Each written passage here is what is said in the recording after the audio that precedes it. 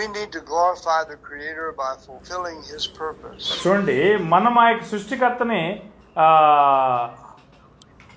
సృష్టికర్తనే మరి తిప్పడానికి ఆయన యొక్క కోరికలు తీర్చడానికి మనం ప్రయత్నం చేస్తుంటాము. What about the promises that the Creator makes? చూడండి, సృష్టికర్త మనకు చేస్తున్నటువంటి వాగ్దానాలు ఏమై ఉన్నాయి? Are we thankful for the hope of living eternally? చూడండి, మనం నిత్యత్వంలో చూస్తున్నటువంటి కార్యములను మనం ఆశ కలిగి ఉంటామా? If you have eternal life, are you going to be thankful? మీకు నిత్య జీవం ఉందనుకోండి, మీరు కృతజ్ఞత కలిగి ఉండరా? All of us will be. చూడండి, ఇదంతా కూడా మరి మనందరం కూడా ఆ విధంగానే ఉంటాం. But will we be thankful for eternal life enough to serve the Creator forever and ever? చూడండి, మనము యుగయుగములో మన సృష్టికర్తకు నమ్మకంగా ఉండడానికి మనం కృతజ్ఞులమై ఉంటాం. Not many have that heart. ఎక్కువ మందికి ఆ యొక్క హృదయం లేదు. So God tests every man when they're young. చూడండి, సారీ కదా, could you repeat? God tests every man when we're young. దేవుడు ప్రతి మనుషుని కూడా వారు మరి యవన దశ యందు ఉన్నప్పుడే పరీక్షిస్తున్నాడు. As soon as we understand that there is a Creator, we're tested. చూడండి, వారు సృష్టికర్త ఒక ఆయన ఉన్నాడని చెప్పి వారు అర్థం చేసుకున్న వెంటనే ఆయన పరీక్షిస్తున్నాడు వారిని. మనం యథార్థవంతులుగా ఉన్నామా, లేకపోతే యథార్థత లేనిటి వారిగా ఉన్నామా? రోమా 1:28 ఎందుకు వాస్తవమైనది? చదవండి, రోమా 1:28 చదవండి. మరియు వారు 8 చదువు. మరియు వారు తమ మనసులో దేవునికి చోటు నుల్లకపోయిరి గనుక చేయరాని కార్యములు చేయుటకు దేవుడు భ్రష్ట మనసుకు వారిని అప్పగించెను. ఓకే, చూడండి, మనుషులు ఎందుకు దేవునికి తమ మనసులో చోటు వెళ్ళకపోయారు? దేవునికి ఏమి సొంతమై ఉన్నది అనే విషయం వారికి తెలుసు.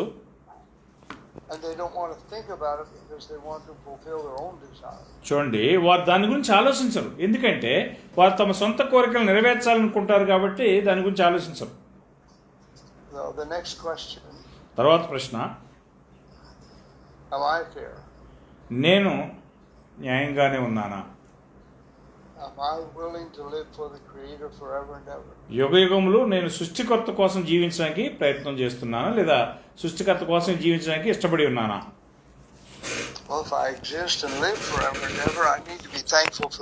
చూడండి, నేను ఇక్కడ ఉనికి కలిగి ఉన్నాను అని అంటే నేను ఆయనకు దైవాలను కలిగి ఉన్నాను కాబట్టి దానికి కృతజ్ఞత కలిగినటువంటి వాడుగా నేను జీవించాల్సినటువంటి వాడిని ఉన్నాను. So if we're thankful for 70 years or 80 years or more, చూడండి, నేను 70 సంవత్సరాలు లేకపోతే 80 సంవత్సరాలు దేవునికి కృతజ్ఞుడిగా జీవించినట్లయితే ఆయన నాకు దయచేసిన నిత్య జీవం విషయమై కూడా నేను కృతజ్ఞత కలిగినటువంటి వాడిగా ఉండాలి. మనం నిజంగా నమ్మదగినటువంటి వారమైతే మనం యథార్థంగానే లేకపోతే న్యాయంగానే ఉంటాం. మార్క్ 8వ అధ్యాయం తిప్పుకోండి, 35వ వచనం. Mark 8:35.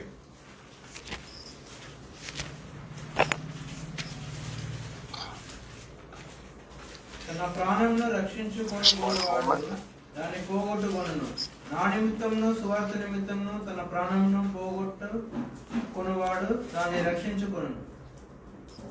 Okay, now we need to remember this is our Creator talking. చూడండి, ఇది మన సృష్టికర్త అయి ఉన్నాడు అనే విషయాన్ని మనం గుర్తుపెట్టుకోవాల్సిన అవసరం ఉన్నది. Does our Creator have any rights? మన సృష్టికర్తకు మన పైన ఏమైనా హక్కులు ఉన్నాయా? If we have any rights, where does it come from? మనకేదైనా హక్కు ఉన్నది అని అంటే అది ఎక్కడి నుంచి రావాలి? The Creator owns everything. చూడండి, సృష్టికర్త సమస్తం పైన అధికారం కలిగినటువంటి వాడుగా ఉన్నాడు. Who's this world going to belong to when we die? మనం మరణించినప్పుడు ఈ యొక్క లోకం ఎవరికి చెందినదిగా ఉండబోతున్నది? It'll still belong to the Creator. సృష్టికర్తకే చెందిందిగా ఇప్పుడు కూడా ఉంటుంది. And if we end up in heaven, మనం పరలోకంలోనికి పోయి నిలిచినట్లయితే, who owns heaven? పరలోకాన్ని కూడా ఎవరు సొంతం చేసుకుని ఉన్నారు? ఎవరి ఆధీనంలో ఉంది? Who owns the new heaven and the new earth? క్రొత్త ఆకాశము క్రొత్త భూమి ఎవరి యొక్క స్వాధీనంలో ఉంటుంది? What do we owe the Creator if He puts us there? చూడండి, మనం మనల్ని అక్కడ దేశపోయి, మన యొక్క సృష్టికర్త మనల్ని దేశపోయి పరలోకంలో వేసినట్లయితే మనం ఆయనకి ఏమని ఎంతవరకు రుణపడి ఉన్నాము? Is it fair or unfair that He wants us to serve Him forever? మనము ఆయనకు యుగయుగములు సేవ చేయాలని చెప్పి ఆయన కోరుకోవడం న్యాయమా అన్యాయమా? So do we need to glorify God as God? మనము దేవునిగా మహిమపరచవలసినటువంటి అవసరం ఉన్నదా? Psalms 24 we read again. మరొకసారి కీర్తన 24వ అధ్యాయం చదువుదాము. Verses 1 and 2. 1-2 వచనాలు, కీర్తన 24వ అధ్యాయము. భూమియు దాని సంపూర్ణతయు లోకమును దాని నివాసులను యెహోవావే. ఆయన సముద్రముల మీద దాని పునాది వేసిను, ప్రవాహ జనముల మీద దాన్ని స్థిరపరిచును. Okay. So if this earth belongs to the Father, who does the new heaven and new earth belong to? చూడండి, ఆయన ఈ యొక్క ఆకాశము భూమి, కొత్త ఆకాశం కొత్త భూమి ఆయనకు చెందిందైనట్లయితే అది ఎంతవరకు ఆయనకి సంబంధించింది ఉంటుంది? If I come to your house, do I respect your ownership? చూడండి, నేను మీ ఇంటికి వచ్చినట్లయితే నేను ఎంతవరకు నాకు ఆ యొక్క గౌరవం ఉంటుంది చెప్పండి? Do I question your ownership? నేను మీ యొక్క మీరు హక్కు కలిగి ఉన్నారు కదా, హక్కు కలిగి ఉన్నటువంటి దాన్ని నేను ప్రశ్నించడానికి నాకు అవకాశం ఉందా? No, we don't question each other's ownership. చూడండి, మనము ప్రతి వారికి ఏమేమి కలిగి ఉన్నారో దాని విషయమై మనము ప్రశ్నించేటువంటి అవకాశం లేదు. So why don't we respect the Creator's ownership? అయితే సృష్టికర్త యొక్క హక్కుని మనం ఎందుకు గౌరవించట్లేదు? So this earth belongs to God, the new heaven and new earth belongs to God. చూడండి, ఈ యొక్క భూమి దేవునికి చెందినదై ఉన్నది, అదేవిధంగా క్రొత్త ఆకాశం క్రొత్త భూమి కూడా దేవునికి చెందినదై ఉన్నది. Proverbs 16 verse 4. సామెతలు 16వ అధ్యాయము 4వ వచనం చదవండి. సామెతలు 16:4. యెహోవా ప్రతి వస్తువును దాని పరినిమిత్తము కలుగజేసెను, నాశన దినమునకు ఆయన భక్తిహీనమును కలుగజేసెను. Okay, That's interesting, isn't it? అది చాలా ఆసక్తికరంగా కనబడుతుంది కదా. He creates the wicked for the day of evil. చూడండి, నాశన దినము కొరకు భక్తిహీనులను ఆయన తయారు చేశాడు అనేది ఆశ్చర్యంగా ఉన్నది. Why would he do that? మనం ఎందుకు అలాగున్నది? Because he has a second purpose. చూడండి, ఎందుకంటే ఆయనకి మరి రెండవ రకమైన ఒక ఉద్దేశం ఉన్నది. Those that don't love him, he's putting under Jesus' feet. చూడండి, ఎవరైతే ఆయన్ని ప్రేమించినటువంటి వారిని యేసు యొక్క పాదముల కిందకి ఆయన తీసుకొస్తున్నాడు. And so on Judgment Day, every mouth will be stopped. తీర్పు దినమున ప్రతి నోరు మూయించబడుతుంది. So the Father wants to know how evil men want to be. చూడండి, ఒక వ్యక్తి ఎంత దుర్మార్గుడిగా ఉన్నాడు అనే విషయాన్ని తండ్రి తెలుసుకోకూర్చున్నాడు. Then how is he going to judge them on Judgment Day? అలాగైతే దేవుడు ఆ తీర్పు దినాన వారిని ఎలాగో తీర్పు తెచ్చబోతున్నాడు? They'll answer for every word, every action, every thought. ప్రతి తలంపు, ప్రతి క్రియ, ప్రతి మాట విషయమై వారు సమాధానం చెప్పి తీరాల్సినటువంటి అవసరం ఉన్నది. And how much punishment will they get? వారు ఎంత శిక్షణ పొందుతారు వారు? It depends on how evil they're willing to be. వారు ఎంత ఇష్టపడి దుర్మార్గం చేశారో దానిపైనే ఆధారపడి ఉంటుంది. What about those that are good? అయితే మంచివారి గురించి ఏంటి? He wants to know how righteous we want to be. చూడండి, ఆయన మనం ఎంత నీతిమంతులమై ఉన్నాము అని చెప్పి ఆయన తెలుసుకోగోరుతున్నాడు. Then how will he judge us? అలాగైతే మనం ఎలాగో మనల్ని మనం తీర్పు తీస్తున్నాము? according to how righteous we want to be. చూడండి, మనము ఎంత నీతిమంతులుగా ఉన్నాము అనే దానిపైనే ఆధారపడి ఉన్నది. Is that a good purpose? అదొక మంచి ఉద్దేశమేనా? Revelation 4, ప్రకటన గ్రంథం 4వ అధ్యాయం చెప్పుకుందాం. verse 11. 11 11వ వచనం చదవండి.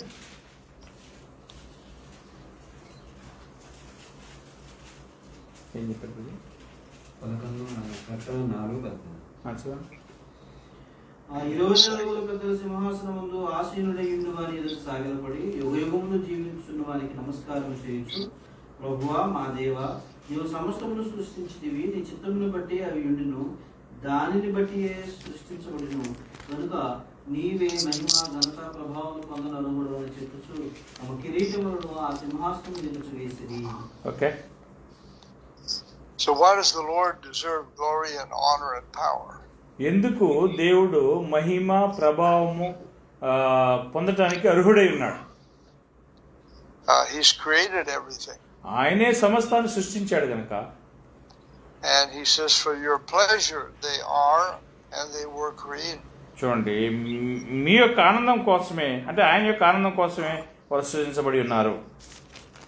So is it for man's pleasure or God's pleasure? ఇక్కడ ఇది మనుషుని యొక్క సంతోషం కోసం సృష్టించబడ్డారా, లేకపోతే దేవుని యొక్క ఉద్దేశం కోసం సృష్టించబడ్డారా, దేవుని యొక్క సంతోషం కోసం సృష్టించబడ్డారా? Ephesians 1, ఎఫెసీ 1వ అధ్యాయము 11 and 12. 11, 12 వచనాలు. ఎఫెసీ 1, 11, 12 వచనాలు. మరియు క్రీస్తునందు ముందుగా నిరీక్షించిన మనము తన మహిమకు కీర్తి కలుగజేయవలనని దేవుడు తన చిత్త ప్రకారమైన సంకల్పమును బట్టి మనలను ముందుగా నిర్ణయించి ఆయన యందు స్వాస్థ్యముగా ఏర్పరచను. ఆయన తన చిత్తానుసారంగా చేరిన నిర్ణయం చొప్పున సమస్త కార్యములను జరిగించున్నాడు. మీరును సత్యవాక్యమును అనగా మీ రక్షణ సువార్తను విని క్రీస్తునందు విశ్వాసముంచి వాగ్దానం చేయబడిన ఆత్మచేత ముద్రింపబడితిరి. Okay. So why were the apostles and the others worthy to obtain an inheritance? చూడండి, అపోస్తులను ఇతరులందరూ కూడా ఆ యొక్క పరలోక సంబంధమైన స్వాస్థ్యం పొందుటకు ఎందుకు అర్హత సాధించి ఉన్నారు? Who made them worthy? వారిని అర్హులుగా చేసింది ఎవరు? God tests us. దేవుడు మనల్ని పరీక్షిస్తున్నాడు. If we pass the test, we're worthy. చూడండి, మనం ఆ పరీక్ష పాస్ అయినట్లయితే మనం అర్హులమై ఉన్నాం. What would happen if he did not test us? అయితే ఆయన మనల్ని పరీక్షించకపోతే ఏమవుతుంది? Could we be worthy? మనం అర్హులమై ఉంటామా? He might give it to us, but we wouldn't be worthy. చూడండి, మనకు ఆయన ఇవ్వచ్చు, కానీ మనం అర్హులుగా ఉండలేము. So why does he give us all these tests? ఈ యొక్క పరీక్షలన్నింటినీ ఆయన మనకు ఎందుకు ఇస్తున్నాడు? And why does he give us this inheritance in verse 12? చూడండి, 12వ వచనంలో ఈ యొక్క స్వాస్థ్యాన్ని మనకు ఎందుకు ఇస్తున్నాడు ఆయన? It's because of his purpose. ఆయన యొక్క సంకల్పమును బట్టి అంటున్నాడు. And what's he working these things together for? ఆయన ఈ యొక్క కార్యములన్నింటినీ దేనికోసం జరిగిస్తున్నాడు? The counsel of his own will. ఆయన యొక్క సొంత సంకల్పం ప్రకారము చేస్తూ ఉన్నాడు. And what is his will? ఆయన యొక్క చిత్తం ఏంటి? His will is that his purpose be accomplished. చూడండి, ఆయన యొక్క ఉద్దేశం అనేది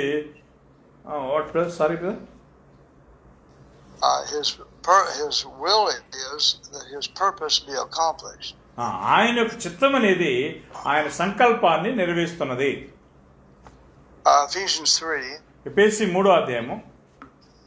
Let's read 7 through 11. 7 నుంచి 11 వరకు చదవండి. ఎఫెసీ 3వ అధ్యాయం.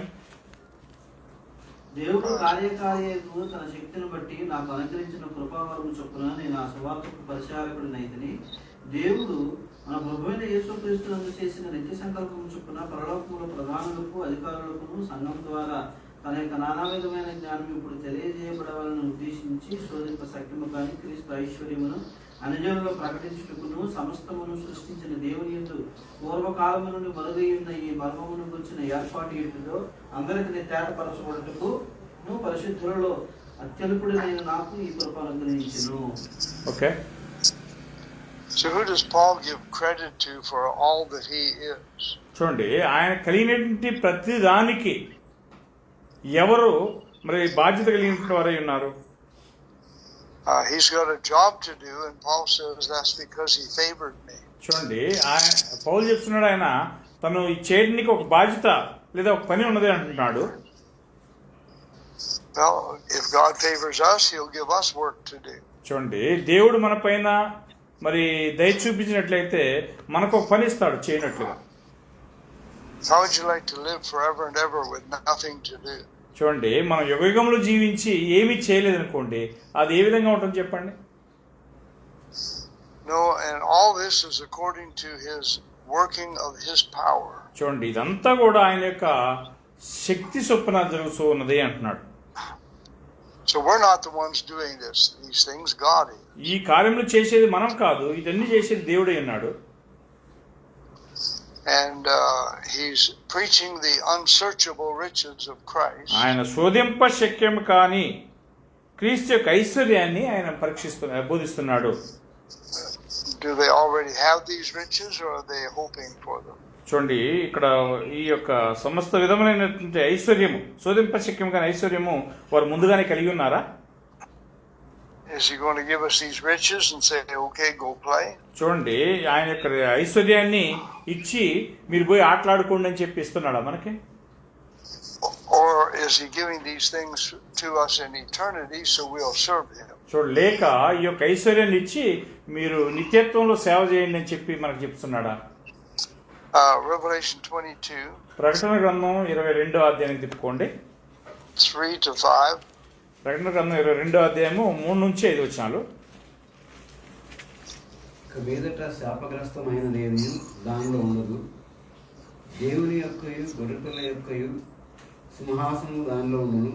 ఆయన దాసులు ఆయనను సేవించుచు ఆయన ముఖదర్శనము చేయుచుందురు. ఆయన నామము వారి నొసలయందును. రాత్రికి ఎన్నడూ ఉండదు. దీపకాంతి అయినను సూర్యకాంతి అయినను వారికి అక్కర్లేదు. దేవుడైన ప్రభువే వారి మీద ప్రకాశించును. వారు యుగాయుగములు రాజ్యములు చేయుదురు. Okay, So according to these verses, what's his plan? ఈ వచనాల ప్రకారం ఆయన యొక్క సంకల్పం ఏమిటి? Okay, his plan is the throne of God and the Lamb shall be in it. చూడండి, అక్కడ ఆయన సంకల్పం ఏంటంటే ఆయన యొక్క సింహాసనము గొర్రెపిల్ల అక్కడ ఉండాలి అనేది ఆయన యొక్క సంకల్పము. Now to be given the privilege of being with the officials of this world, ఈ యొక్క లోకాధికారులు కూడా అక్కడ ఉండగలిగినట్లుగా ఆయన అవకాశం ఇస్తున్నాడు.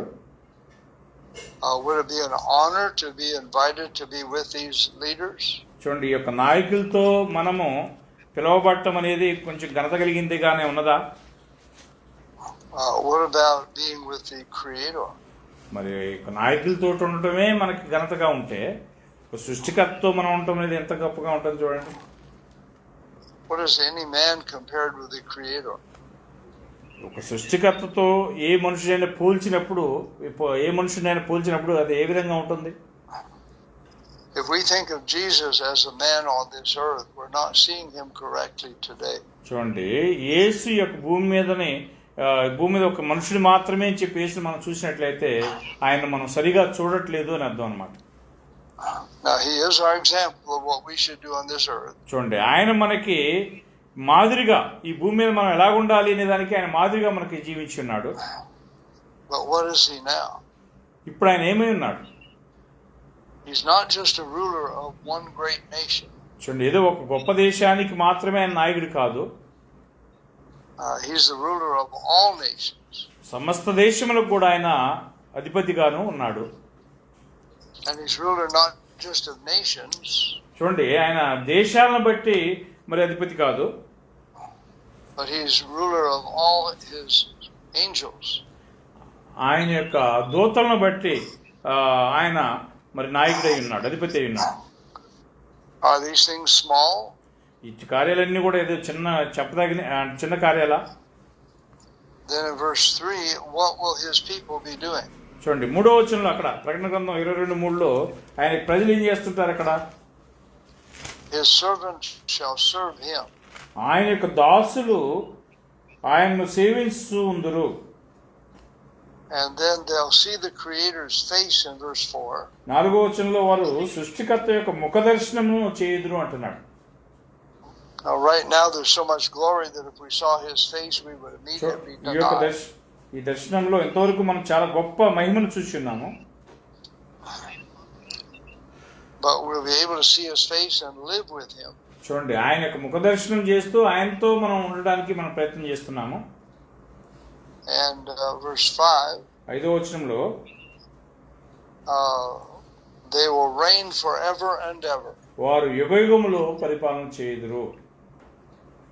How long is forever and ever? ఆ యుగయుగములు అంటే అది ఎంతవరకు?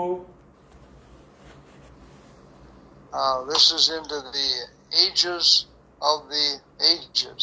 చూడండి, ఇది ఏంటంటే ఎంతవరకు అంటే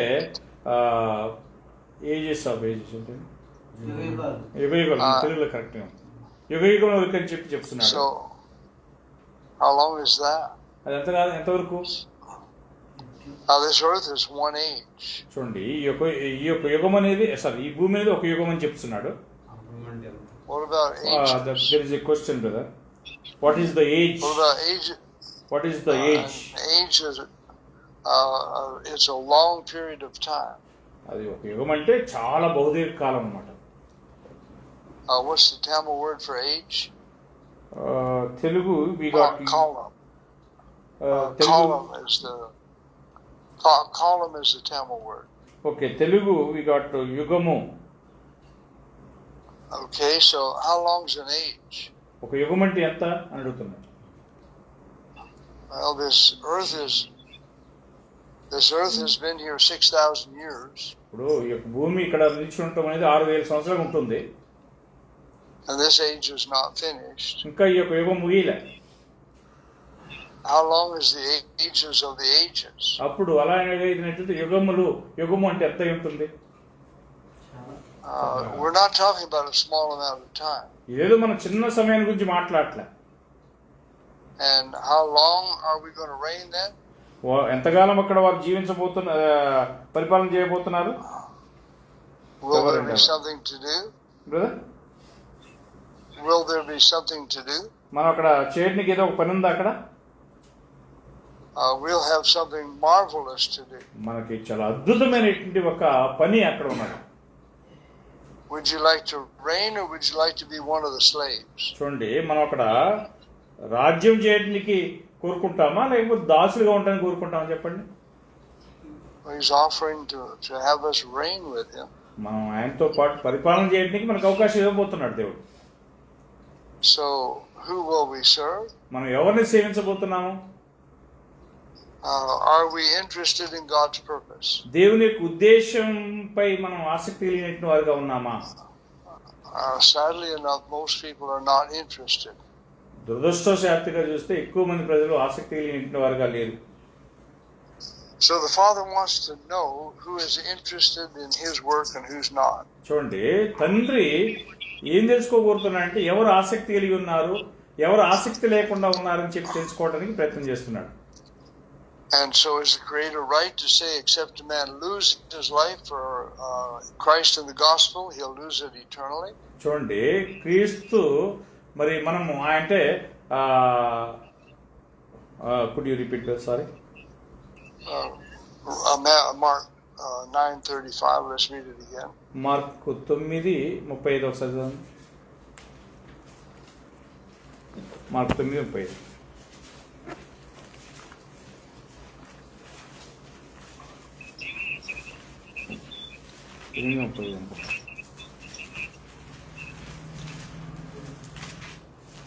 వారు ఊరుకుండేది. 8:30. తన ప్రాణమును రక్షించుకొనివాడు దాన్ని పోగొట్టుకొను, నా నిమిత్తమును సువార్త నిమిత్తమును తన ప్రాణమును పోగొట్టుకున్నవాడు దాన్ని రక్షించుకొను. Okay. So is the Creator right to require us to lose everything for Him? చూడండి, మన సృష్టికర్త తన నిమిత్తం మనం అన్నిటిని కూడా వదులుకోవాలని కోరుతున్నాడా? Well, where did we get everything we have? మనం కలిగి ఉన్నటువంటి ప్రతిదీ కూడా ఎక్కడి నుంచి పొందాము? So whose is it? అది ఎవరిదై ఉన్నది? Is he wrong for us to ask us to use what he gives us for his work? చూడండి, ఆయన యొక్క కార్యములన్నీ కూడా ఆయన యొక్క మరి చిత్తం కోసం మనం ఉపయోగించాలని ఆయన కోరడం తప్ప?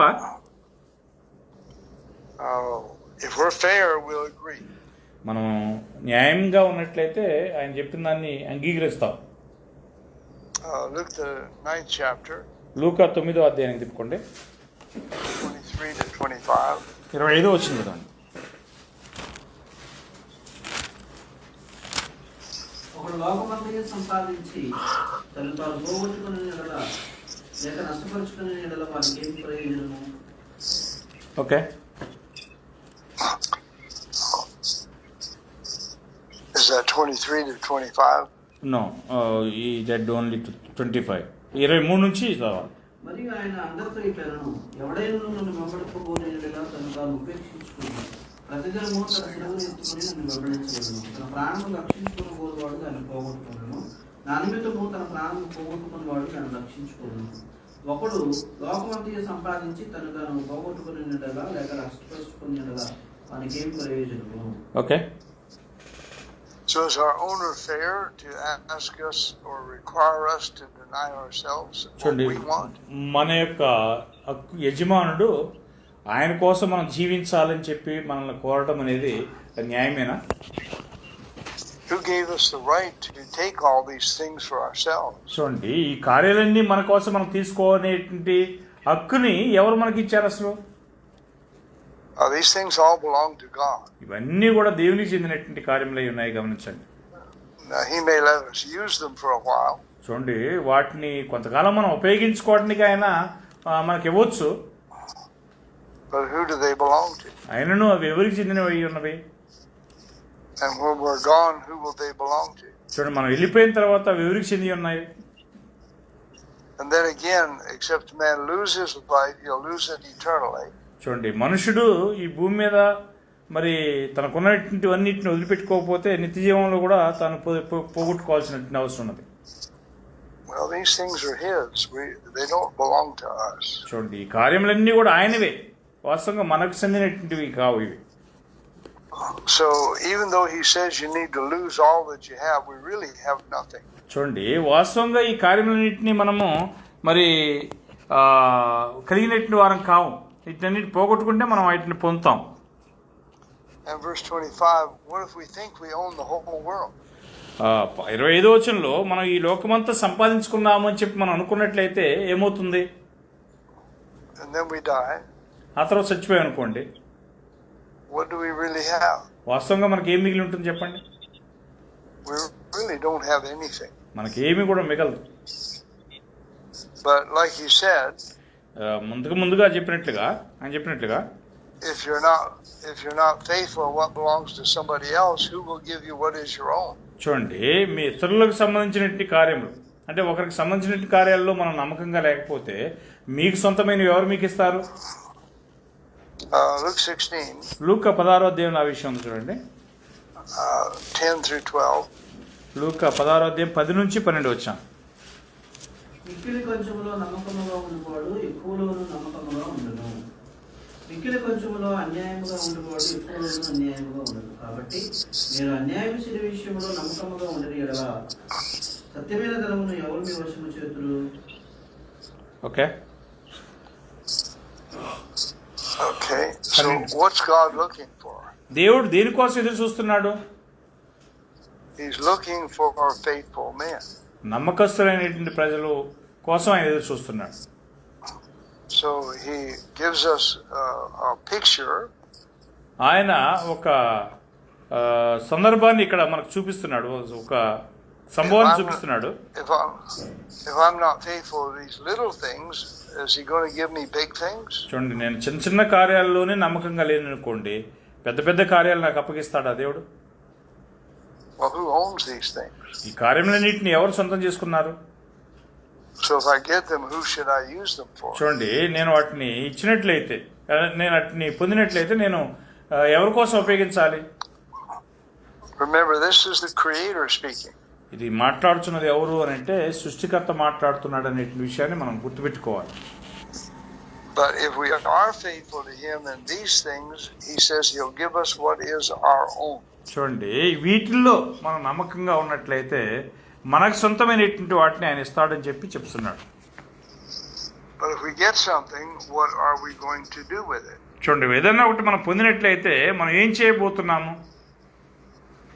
We receive these things if we agree to be faithful to Him. చూడండి, మనం వీటిని పొందినట్లయితే వీటి విషయమై మనం నమ్మకమైనటువంటి వారుగా ఉండడానికి ప్రయత్నం చేయాల్సినటువంటి లేదా ఒప్పుకోవాల్సినటువంటి అవసరం ఉన్నది. So all these gods in the world, ఈ లోకంలో ఉన్నవన్నీ కూడా దేవునికి సంబంధించినటువంటివి ఉన్నవి. how many of these gods promise to live with that God? చూడండి, ఎంతమంది ఆ యొక్క దేవునితో జీవించడానికి ఇష్టపడుతున్నారు? Some promise pleasure the rest of their existence. Brother, sorry.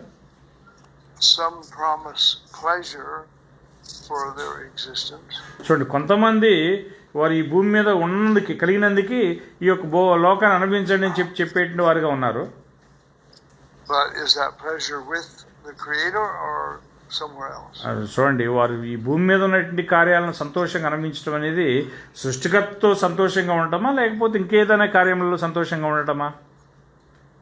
Do these gods in the world give hope that men will live with them? చూడండి, ఈ యొక్క దేవుడు మరి దేవుని అంటే తనతో పాటు సంతోషంగా జీవించాలని చెప్పి కోరుతున్నాడా? But if we are in the image of Christ and have hearts like His, మనము క్రీస్తు యొక్క స్వరూపంలో ఉండి ఆయన పోలినటువంటి హృదయాలను కలిగినటువంటి వారుగా మనం ఉన్నట్లయితే then He gives us hope of living with Him forever and ever. ఆ తర్వాత యుగయుగములో మనం ఆయనతో పాటు జీవించినట్లుగా మనకు ఆయన ఒక అవకాశం ఇస్తున్నాడు. Is Jesus faithful today? ఈ రోజు కూడా నేటికి కూడా యేసు నమ్మకమైనటువంటి వాడుగానే ఉన్నాడా? Who is Jesus serving? యేసు ఎవరిని సేవిస్తున్నాడు? He has a responsibility even in heaven. పరలోకంలో ఉన్నప్పటికీ కూడా ఆయనకి ఒక బాధ్యత అనేది ఉన్నది.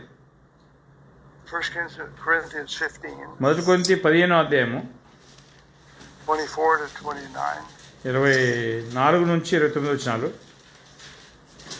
మొదటి కొరింథీ 9, 24 నుంచి 29 వచనాలు. 15 సారీ చదవండి. మొదటి కొరింథీ 15వ అధ్యాయం. ఓకే. తర్వాత ఆయన సమస్తమైన ఆధిపత్యమును సమస్తమైన అధికారమును బలమును కొట్టివేసి తన తండ్రి దేవునికి రాజ్యము అప్పగించును. అప్పుడు అర్థం వచ్చు. ఎందుకనగా తన శత్రువులందరినీ తన పాదముల కింద ఉంచు వరకు ఆయన రాజ్య పరిపాలన చేయుచుండగలడు. కడపటి నశింపజేయబడు శత్రువు మరణము. దేవుడు సమస్తమును క్రీస్తు పాదముల కింద లోపరిచియుచును. సమస్తమును లోపరచబడి ఉన్నదని చెప్పినప్పుడు ఆయనకు సమస్తము లోపరిచిన వాడు తప్ప సమస్తమును లోపరచబడి ఉన్నదని సంగతి విషయమే. మరియు సమస్తమును ఆయనకు లోపరచబడినప్పుడు దేవుడు సర్వము నిమిత్తము కుమారుడు తనకు సమస్తమును లోపరిచిన దేవునికి తానే లోపలను. Okay. So what does God have in mind for us? చూడండి, మన విషయమై దేవుడు ఏ విధమైన మనసును కలిగి ఉన్నాడు? Do we have the hope of living with that Creator forever and ever? యుగయుగములు మన సృష్టికర్తతో మనం జీవించడానికి ఆశ కలిగి ఉన్నామా?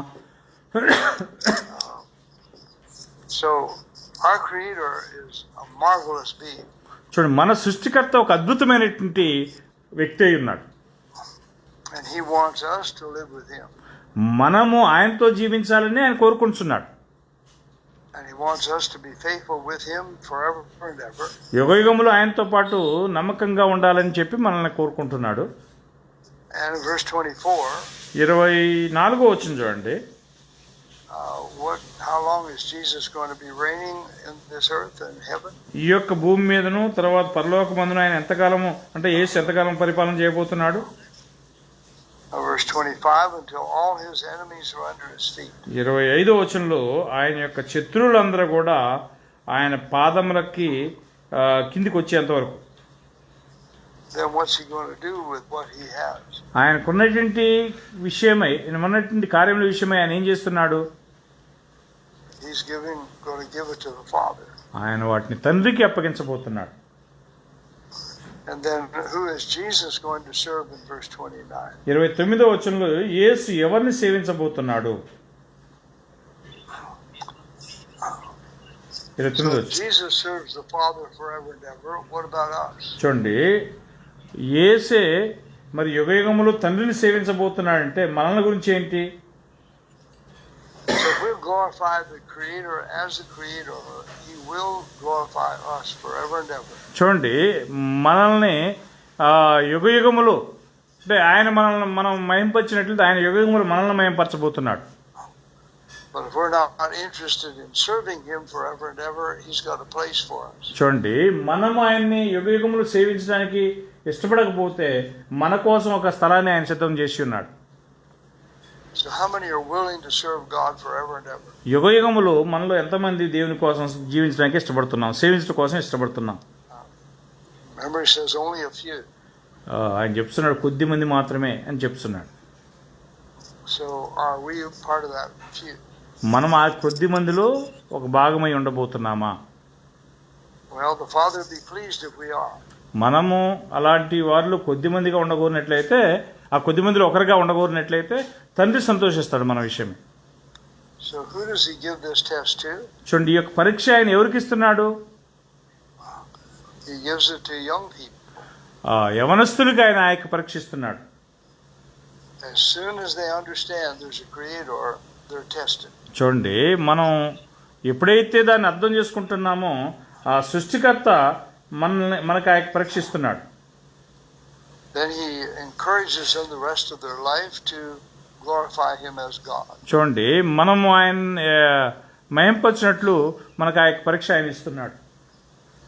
And when they reject Him their entire life, what's He going to do with it? చూడండి, మనం ఆయన యొక్క కార్యాలను మన జీవితాంతం చేయడానికి ఇష్టపడినట్లయితే ఆయన ఏం చేయబోతాడు? He can't use them. They've rejected Him. చూడండి, మనం మన జీవితాంతం ఆయన్ని సేవించడానికి ఇష్టపడకపోతే మనల్ని తృణీకరించి మనల్ని ఆయన ఉపయోగించడానికి అవకాశం లేదు. So He's going to take vengeance on those people. అలాంటి ప్రజలపైన ఆయన ప్రతిదండన తీసుకోవడానికి సిద్ధంగా ఉన్నాడు. So it's a fearful thing to fall into the hands of the living God. జీవం గల దేవుని చేతిలో పట్టు అనేది చాలా భయంకరమైనదై ఉన్నది. Let's deal more with this tomorrow. ప్రభు చిత్తమైతే దీని గురించి రేపు ఎక్కువగా మనం చదువుతాము. Let's ask the Father to be faithful to Him. చూడండి, మనము దేవునికి నమ్మకస్తులుగా ఉండటం కోసము తండ్రిని మనం కోరుకుందాము. జేమ్స్ ప్రారంభిస్తాం. ప్రార్థన. పరలోకమందున మా తండ్రి, మీ యొక్క పరిశుద్ధమైన ఘనమైన నామాన్ని బట్టి స్తోత్రాలు తండ్రి. తండ్రి, ఇప్పటిదాకా మీరు మమ్మల్ని కాచి కాపాడిన స్తోత్రాలు తండ్రి. ఇక్కడ కూడా ఇచ్చిన సోదరి సోదరులను ఆశ్రయించండి తండ్రి. తండ్రి, ఇప్పటిదాకా మీ యొక్క దాసుని బోధించింది మాకు మంచిగా అర్థమయ్యే తండ్రి. మేము వాటిని విని గ్రహించి అర్థం చేసుకునేటట్లు మాకు శక్తిని దయచేయండి తండ్రి. మేము ఇంకా మరిన్ని క్లాసులు అటెండ్ కావడానికి మంచి బలాన్ని శక్తిని దయచేయండి తండ్రి. యేసుక్రీస్తు నామములో ప్రార్థన చేసి వేస్తున్నాం తండ్రి. ఆమేన్. వందనాలు బ్రదర్. వందనాలు బ్రదర్. సోదరులారా వందనాలు చెప్పండి ఒకసారి. ఓకే.